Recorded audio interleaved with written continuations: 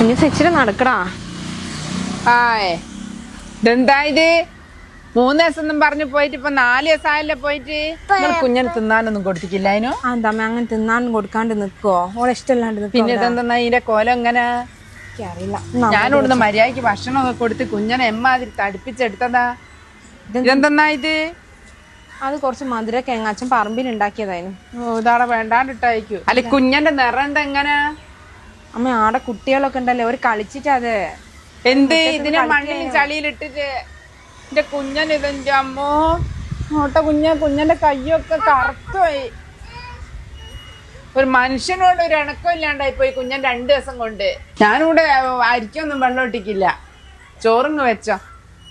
എനിക്ക് ഊരേമ്പ് നോക്കി എന്തോ ഒരു എത്ര ദിവസമായി ഞാനിങ്ങനെ കഷ്ടപ്പെടുന്ന അടുക്കളയിൽ കിടന്നിട്ട്. ഓന് പോന്നേരം രാവിലെ ഉണ്ടാക്കി കൊടുക്കണ്ടേ?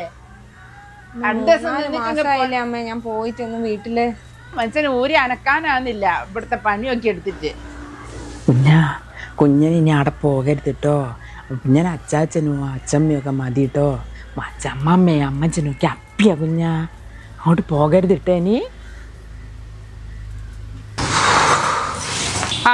ഇനി വന്നോ? ഒരു ഗ്ലാസ് ചായ എടുക്കാമേ. ചായ എടുക്കാം. പിന്നെ മാമനുണ്ട് വിളിച്ചിക്ക്. ആടെ ഒന്ന് ചെല്ലാൻ പറഞ്ഞിരിക്ക. അമ്മച്ചനും അമ്മമ്മയൊക്കെ കാത്തിക്കാനാ. അമ്മ നാളെ പറ്റില്ല കേട്ടോ. നാളെ പാപ്പ വിളിച്ചിട്ടുണ്ട്. മോനെ, അമ്മ വീട്ടുകാരുണ്ടാവും അന്നോ ഇന്നോ എന്നോ ആർക്കോ.